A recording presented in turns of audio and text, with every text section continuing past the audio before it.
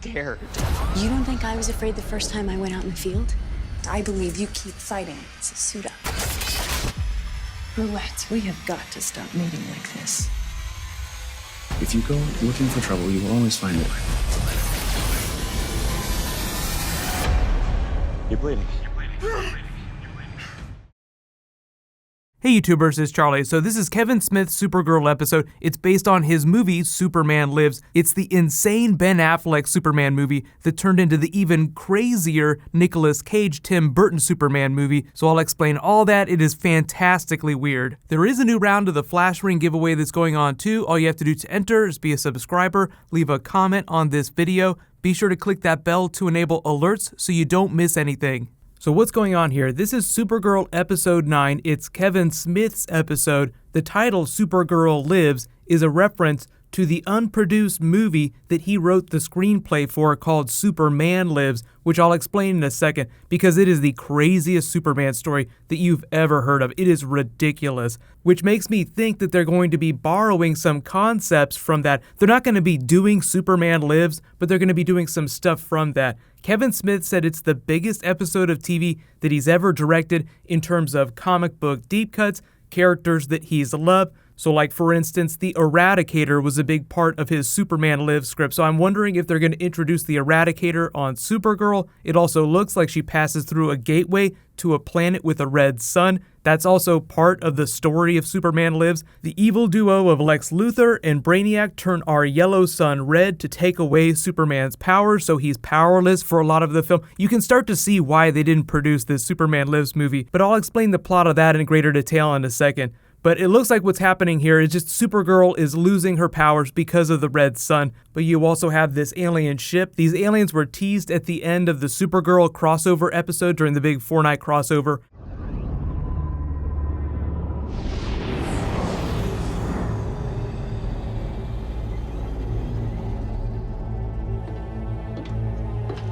My lords, we've reached the Well of Stars. And? There is no sign of the Kryptonian pod. Find it. The ion trail has dissipated. I would not know where to look. Find it. I do not care how much space we must cross, how many lives we lose, or how many suns we burn. Mon-El Daxam will be found. They sound like they might be the Dominators from this universe, but they were all wearing helmets, so you couldn't really tell. They were looking for a special nebula, like a special area of space that brought Mon-El to Earth, so that place might be tied to this gateway here. But the Dominators are coming back, whether or not these aliens are them. The Dominators that we saw during the 4-night crossover will be coming back to Supergirl in the back half of the season. But because it's Supergirl, she's in a different universe, they might be the Dominators from her universe, not from the universe in Earth 1. So not technically the same Dominators, even though it's the same race of beings. It's just from a different universe.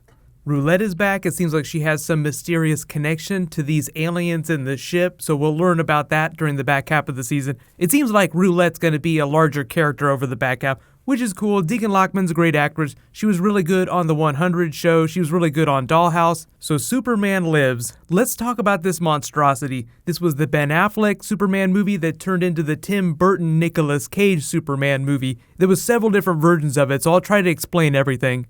Kevin Smith was heavily involved at the script stage. He kind of remembers it fondly now in retrospect, but this is like many, many years later. It was around 1996, 1997 when they were in production, so this is a long time ago. So you have to imagine the younger version of Kevin Smith just sighing when he was asked to make all these compromises in the script. So the important figures here, Kevin Smith was the person that was working on the screenplay. He pitched it to John Peters, who was the producer. The director was going to be Tim Burton. So I guess you could think of it as Tim Burton's version of Superman. But really most of the stuff we know about this is in talking to Kevin Smith because he wrote the screenplay. So listen to some of these beats that the producers wanted Kevin Smith to write into the screenplay. Smith explained that he was a hired gun, and as such, he had to do whatever they asked for. So even if they asked for ridiculous stuff, which they definitely did, which I'll explain in a second, he just had to write it into the screenplay, no matter how crazy he thought it was. So this kind of changed over time, but at the start, what they asked for was Superman wearing an all-black suit, so people were like, okay, that doesn't sound so bad, Superman in the black suit, just like the comics.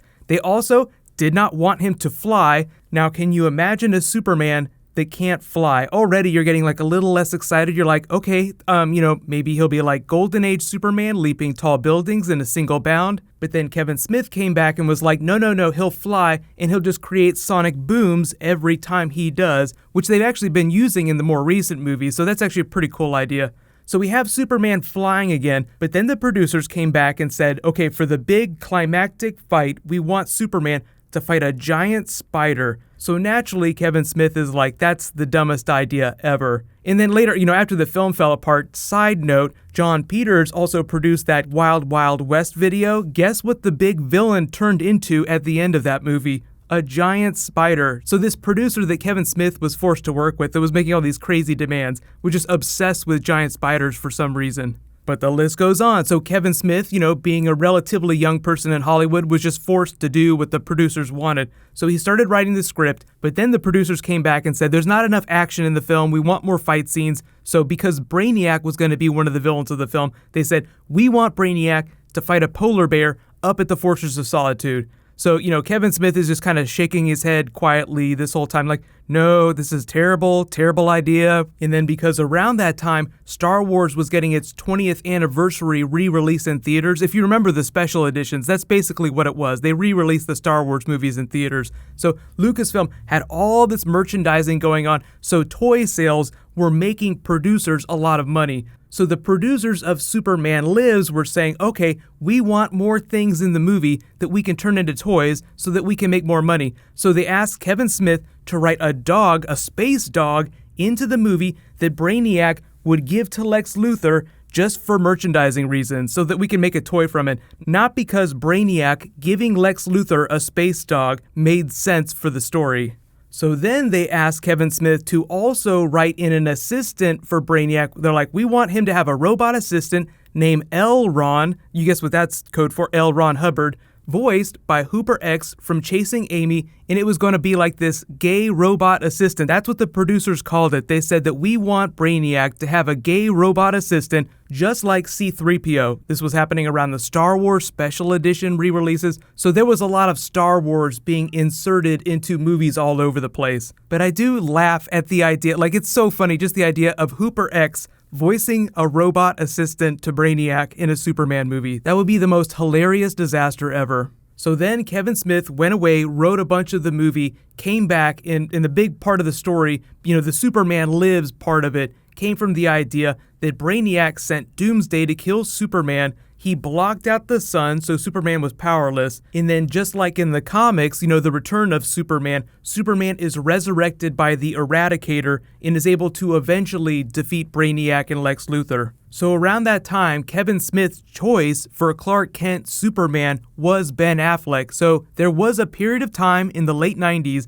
when Ben Affleck would have been Superman, which is, pretty hilarious because he's Batman now. I think it worked out for the better because when Tim Burton got involved with the movie, that's when it became the Nicolas Cage monstrosity. They changed a bunch of canon, like it almost became unrecognizable as a Superman comic book story. So they rewrote Kevin Smith's version of the story, and that's when it turned into like something that was really crazy. So like Kevin Smith wrote a version of the movie that was pretty good, but had a lot of ridiculous things that the producers asked him to put in, but it was still pretty recognizable as like a death and return of Superman from the comic story. Then when Tim Burton got involved, it got really crazy. So like for instance, Superman absorbs solar radiation from the yellow sun. That's what gives him his power. It heals him during the return of Superman. It also brings him back to life, so to speak. I mean, he didn't really die. He was just very close to death. So in the new crazy Tim Burton version of the movie, he's brought back to life by the power of K, a natural force representing the spirit of Krypton. The new writer who was rewriting Kevin Smith's version also combined Lex Luthor and Brainiac into a single entity called Lexiac. So it just sounds like the most ridiculous thing ever. What started out as a really good idea in Kevin Smith's head as Superman Lives was kind of perverted by Hollywood and then later totally took it up the butt as people who didn't care about the comics just completely tried to change it. It turned into like this 11-year process. It had nothing to do with George Romero's Justice League. That's a completely separate project. This was just a Superman movie. So thank God that it fell apart. You know, Kevin Smith was just like, okay, you know, it was a fun project to work on, but at the time, I'm sure it was just a living nightmare for him. But now, you know, he's been directing episodes of The Flash. So when Supergirl came to Vancouver, he was like, yeah, it would be awesome to do an episode of Supergirl. So the producer of Supergirl is the same producer of The Flash, and he revealed that Kevin Smith's episode would be titled Supergirl Lives, and Kevin Smith just started crying. He was like, oh, thank you so much. This is so wonderful. So like I said, we don't know exactly what the plot of his Supergirl Lives episode is, but it sounds like they're borrowing some beats and some concepts from his Superman Lives screenplay. Maybe like the Eradicator, like he said, deep cuts from the comics. So I feel like that's a great tip for Eradicator and blocking out the sun. Although it looks like Red Sun here, she would still lose her powers. But that also means that Brainiac might make an appearance.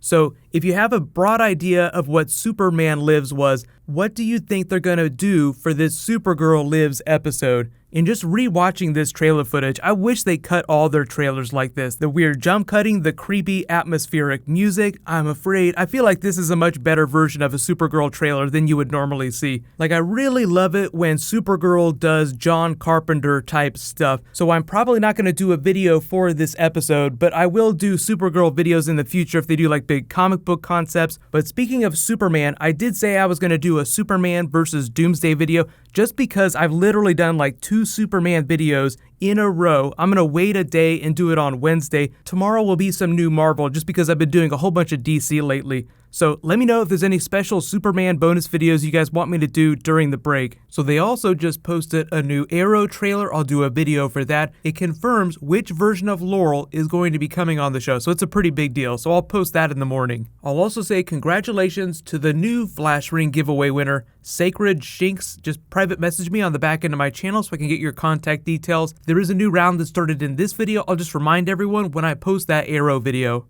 While you guys wait for that to post, you can click here for my Black Adam versus Superman DC movie video, and you can click here for the trailer for The Flash. Thank you so much for watching, everybody. Let's high five. I'll see you guys tonight.